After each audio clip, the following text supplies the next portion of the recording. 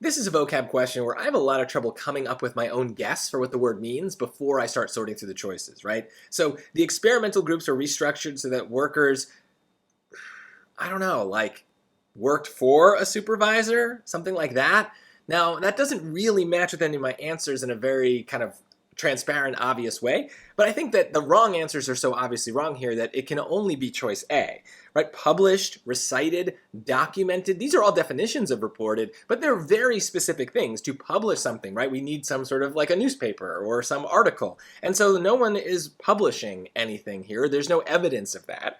They're not reciting anything. They're not repeating something out loud, and they're not documenting anything. There's no writing anything down at all. So all three of these answers, we just don't have evidence. They're very specific definitions of the word reported.